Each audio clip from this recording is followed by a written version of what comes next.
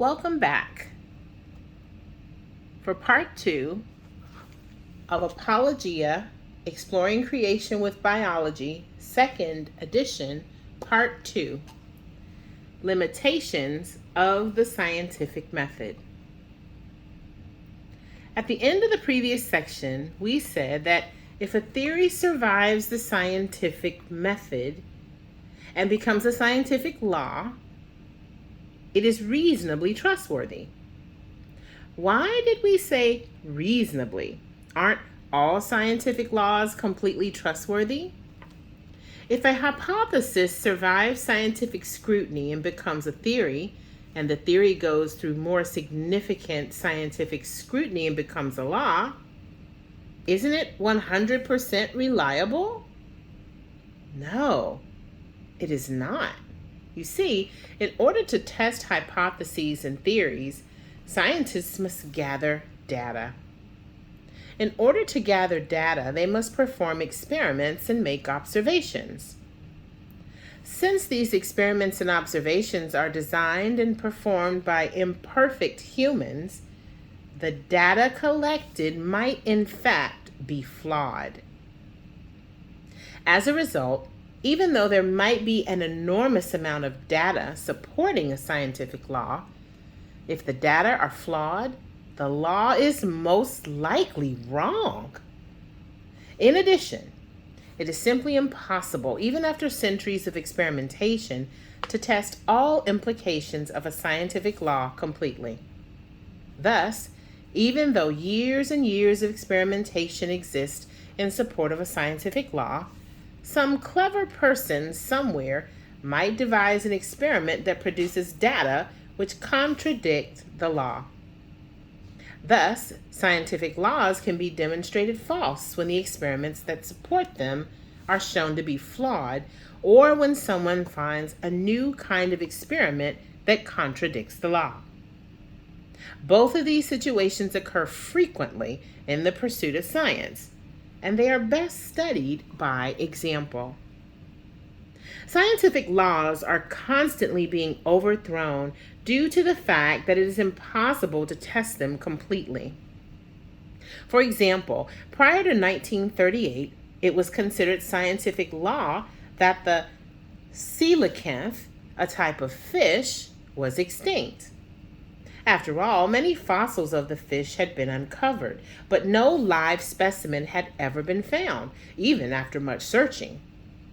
Since almost 100 years of searching for the fish never turned up a live specimen, the hypothesis that it was extinct was eventually accepted as a theory, and then as a scientific law. All scientists agreed the coelacanth was extinct. Imagine their surprise when, in 1938, a live coelacanth was found in the net of a fishing boat off the coast of South Africa. We now know that the coelacanth is relatively plentiful in the western Indian Ocean. In this case, then, a scientific law was overthrown due to the fact that it was impossible to test it completely. One would think that since 100 years of careful searching for the coelacanth had never turned up a live specimen, the law stating that it was extinct should be rather reliable. However, no one had looked carefully enough in the Indian Ocean off the coast of Africa, and therefore a scientific law turned out to be quite wrong. Scientific laws are also overthrown because the experiments that support them are flawed.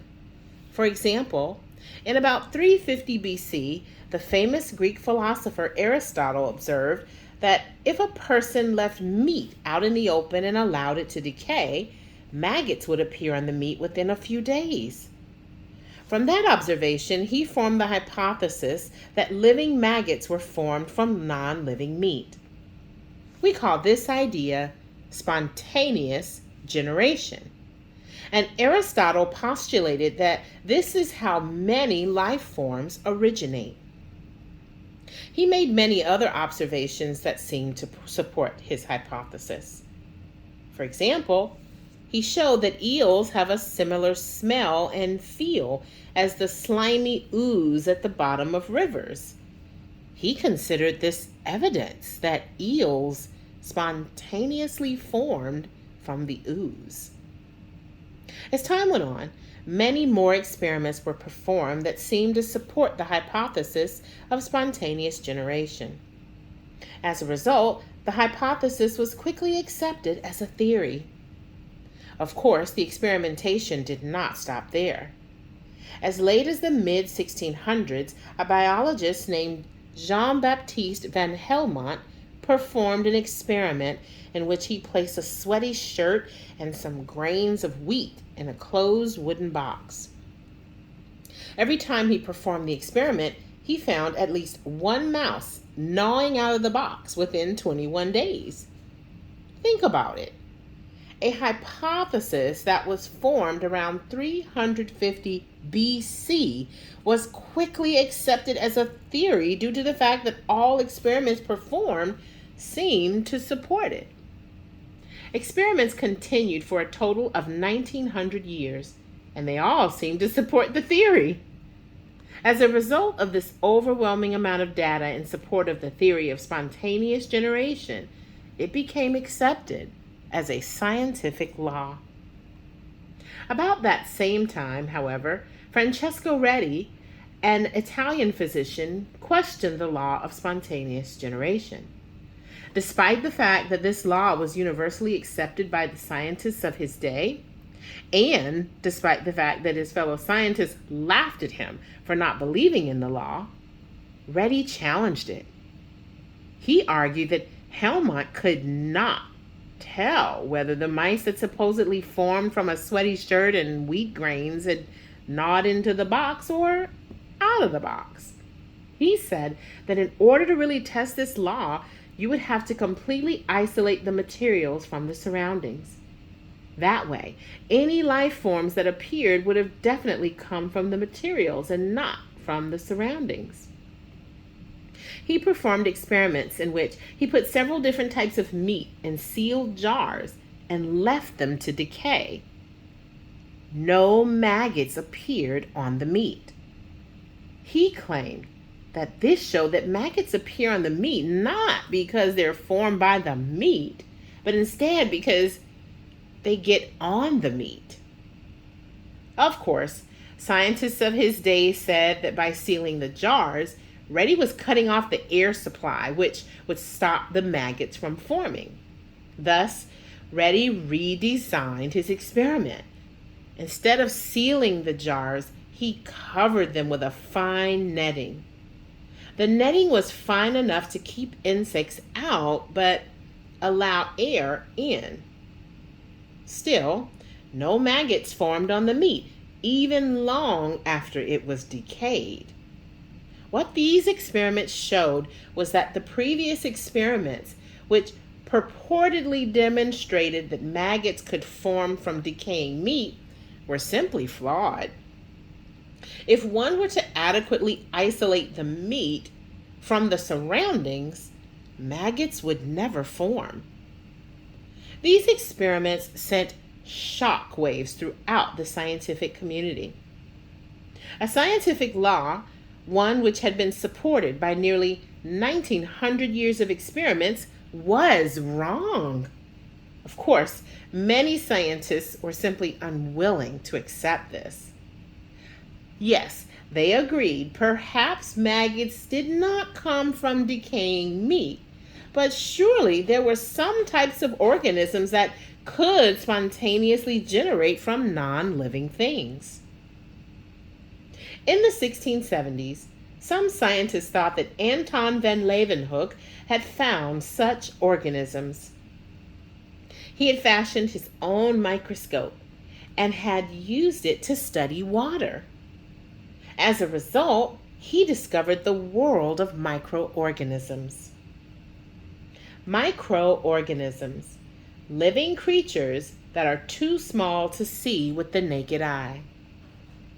In the next module, we will begin studying this fascinating world in more depth. For right now, you just need to know that Because these creatures cannot be seen without the aid of a microscope, scientists prior to 1670 had no idea that they existed. Leeuwenhoek and many others showed that microorganisms did indeed seem to generate spontaneously. For example, in the mid-1700s, John Needham did experiments very similar to Reddy's. Needham made a liquid broth of nutrient-rich material, such as chicken broth. Such broths were called infusions, and Needham showed that if you boiled an infusion for several minutes, you could kill all microorganisms in it. If you then put a cork in the flask that held the infusion, microorganisms would appear in the infusion within a few days. Needham concluded that since he had put a cork in the flask, the infusion was isolated from the surroundings.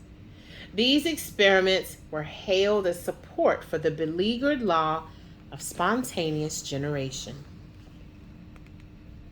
Lazzaro Spallanzani, a contemporary of Needham, did not like Needham's experiments. He thought that either Needham did not boil the infusion long enough to completely kill off the microorganisms, or that Needham's corks allowed air to leak into the flask, bringing microorganisms in with it.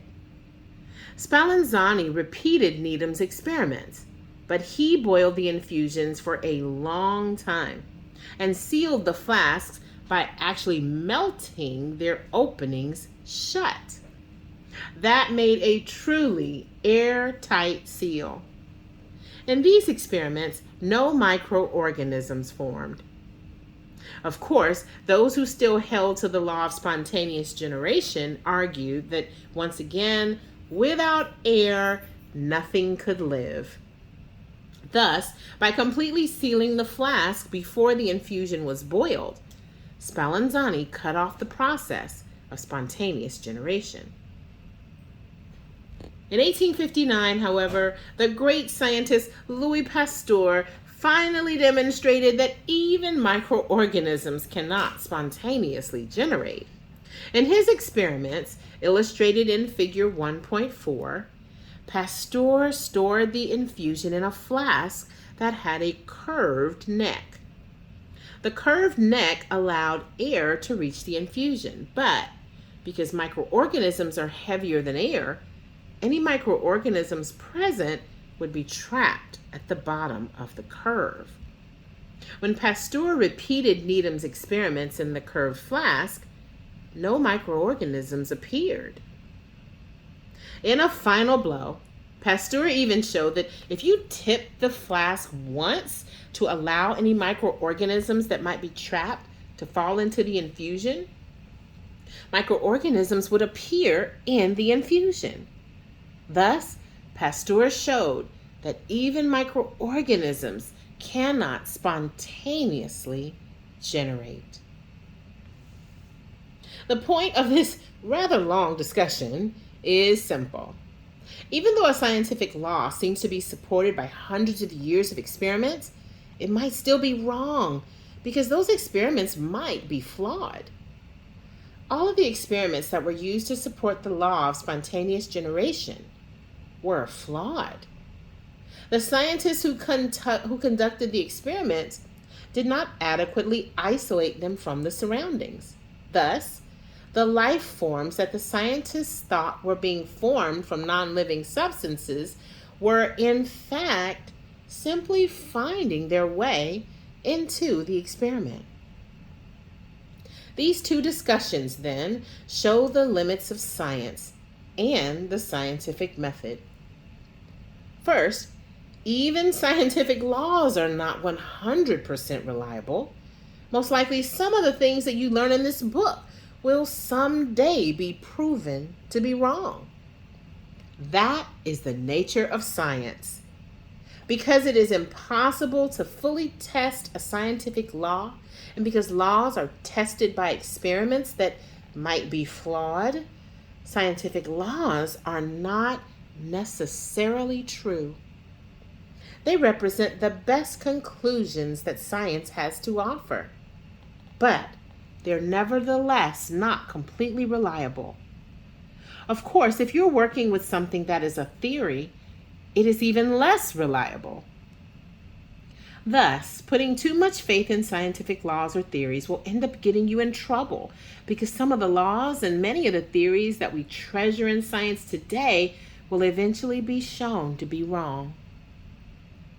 Well, if scientific laws are not 100% reliable, what is? The only thing in the universe that is 100% reliable is the Word of God. The Bible contains truths that will never be shown to be wrong, because those truths come directly from the Creator of the universe. So much misery and woe have come to this earth because people put their faith in something that is not reliable, like science.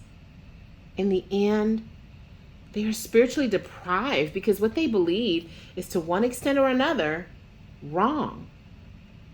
Romans 1:21 through 25.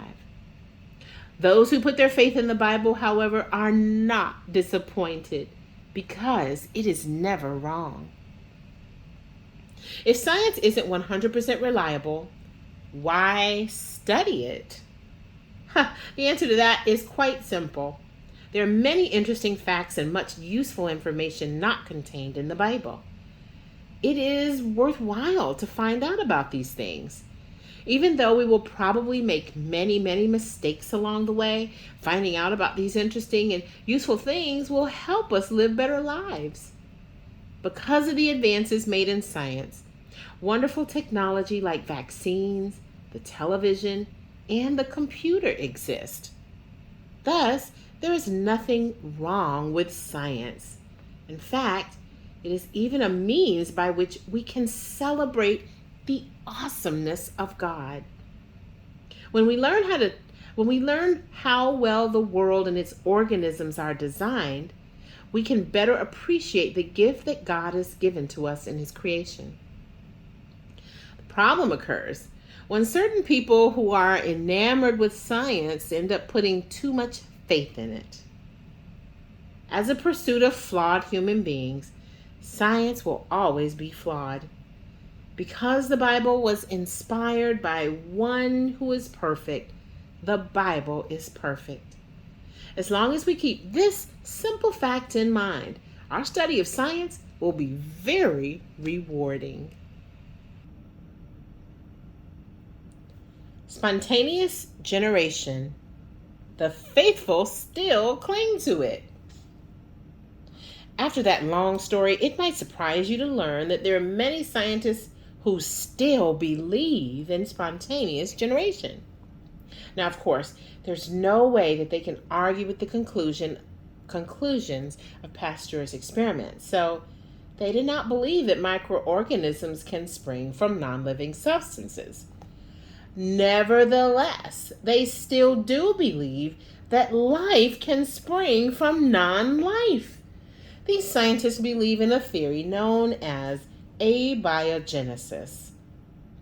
Abiogenesis, the idea that long ago, very simple life forms spontaneously appeared through chemical reactions. Some scientists say that since all life is made up of chemicals, it is possible that long ago on the earth, there was no life. There were just chemicals. These chemicals began reacting, and through the reaction of these chemicals, a simple life form suddenly appeared. As we go through this course, you'll see how such an idea is simply inconsistent with everything that we know about life. At this time, however, we want to make a simple point regarding abiogenesis. Back when scientists believed in spontaneous generation, they had experiments which allegedly backed up their claim. Even before Pasteur's authoritative refutation of spontaneous generation, these experiments were shown to be flawed. Rather than giving up on their law, however, those who fervently believed in spontaneous generation just said, well, okay, These experiments are wrong. However, look at these other experiments.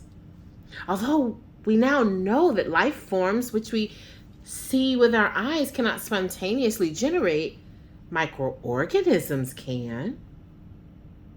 Do you see what the proponents of spontaneous generation did? Because they wanted so badly to believe in their theory, they simply pushed it into an area in which they did not have much knowledge. The whole world of microorganisms was new to scientists back then. As a result, there was a lot of ignorance regarding how microorganisms lived and reproduced. Because of the ignorance surrounding microorganisms, it was relatively easy to say that spontaneous generation occurred in that world. After about 200 years of study, however, scientists began to understand microorganisms a little better, and that paved the way for Louis Pasteur's famous experiments. Well, nowadays, scientists have pushed the theory of spontaneous generation back to another area that we are rather ignorant about. They say that although Pasteur's experiments show that microorganisms can't arise from non-living substances, some unknown simple life form might have been able to spontaneously generate from some unknown mixture of chemicals at some unknown point way back in Earth's history. Well, since we have very little knowledge about things that happened way back in Earth's history, and since we have only partial knowledge about the chemicals that make up life, and since we have no knowledge of any kind of simple life form that could spring from non-living chemicals, the proponents of abiogenesis are pretty safe. The fact that we are ignorant in these areas keeps us from showing the error in their theory. Of course, there are a few experiments that lend some support to the theory of abiogenesis. A discussion of these experiments is beyond the scope of this module, but for right now, we will just say that they are not nearly as convincing as the ones that Van Helmont and Needham performed. In fact, they did not even produce anything close to a living organism, as Van Helmont's and Needham's experiments seem to. They just produced some of the simplest chemicals that are found in living organisms. Nevertheless, those who cling to the idea of spontaneous generation casually disregard the flaws that can be easily pointed out in these experiments and trumpet their results as data that support their theory. However, if you look at the track record of spontaneous generation throughout the course of human history, it is safe to conclude that at some point, the version of spontaneous generation known as abiogenesis will also be shown to be quite wrong. Biological classification. Now that we've spent considerable time on the limitations of science, it's time to turn our attention to some of the strengths of science. Classification is probably one of the greatest accomplishments of science. In the study of biology, we uncover many, many facts. For example, there are many, many organisms on the earth, and they have many, many properties and characteristics. Some of their characteristics they have in common with other organisms, and some of their characteristics are unique. All of these facts make up a huge volume of data that by itself would be hard to understand and virtually impossible to use. Much like we have split this book into modules and have further split the modules into sections on your own questions, study guides, and tests, we need to take all of the data in biology and split them up into an organized system. Now, there are many different classification systems in biology. You've already seen that all organisms can be split into 3 groups: producers, consumers, and decomposers.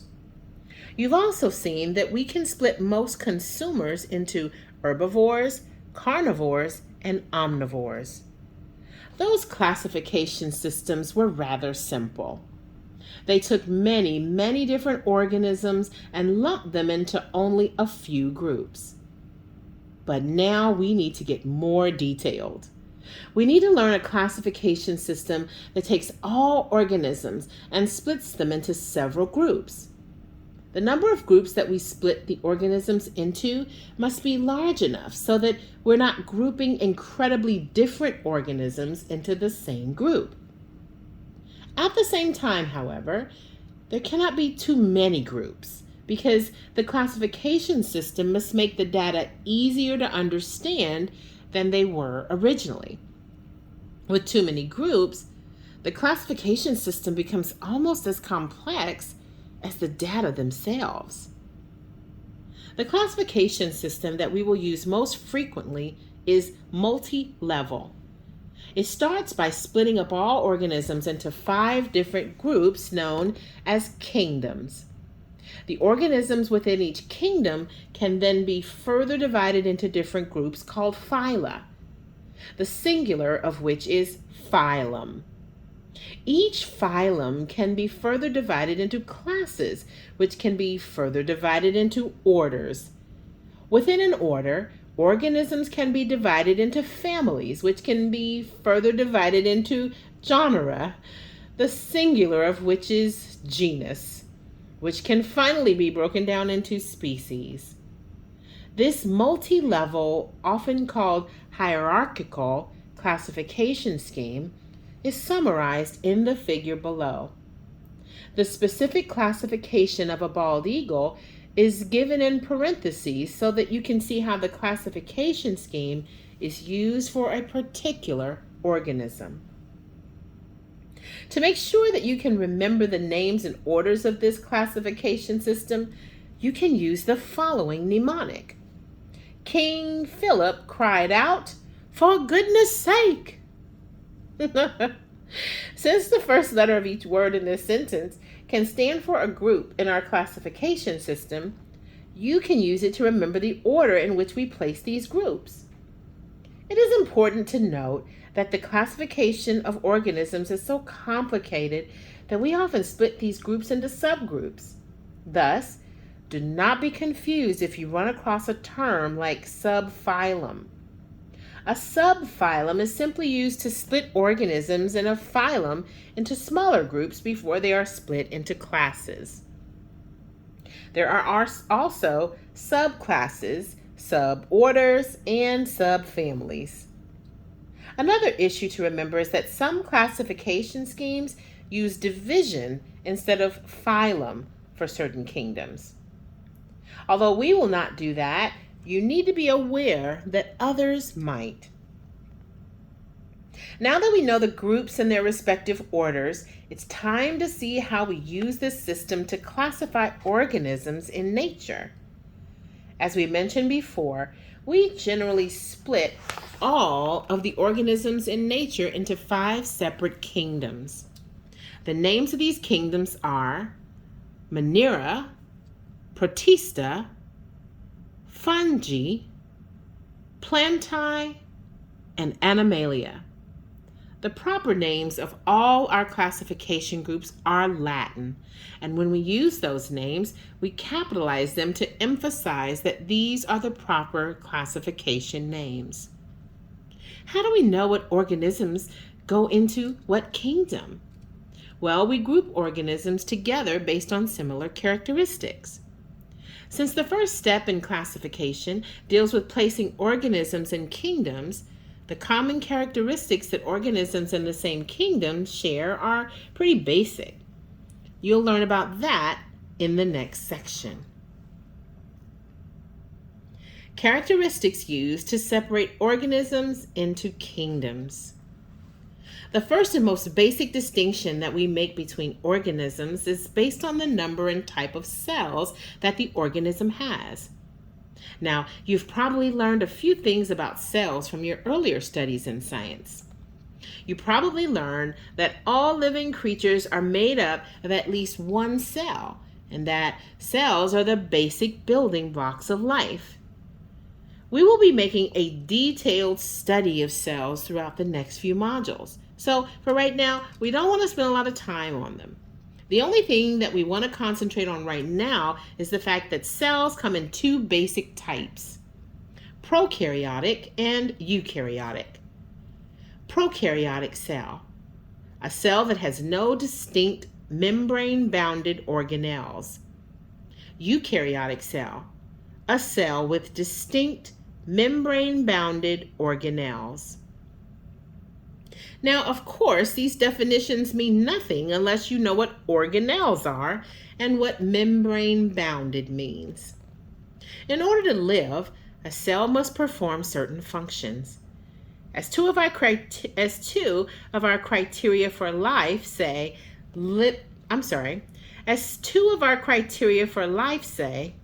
living things must have an energy conversion mechanism as well as reproductive capacity. In order to carry out these functions, cells must complete many different tasks. In eukaryotic cells, the individual tasks needed to complete the functions of life are carried out by distinct structures within the cell. These structures are called organelles. In order to stay distinct, they must be surrounded by something that separates them from the rest of the cell. We call this a membrane. Thus, a distinct membrane-bounded organelle is simply a structure within a cell that performs a specific task. Prokaryotic cells do not contain these internal structures. Nevertheless, they can still perform all of the necessary functions of life. You might wonder how that is possible. Well, you'll learn about these fascinating organisms in the next module.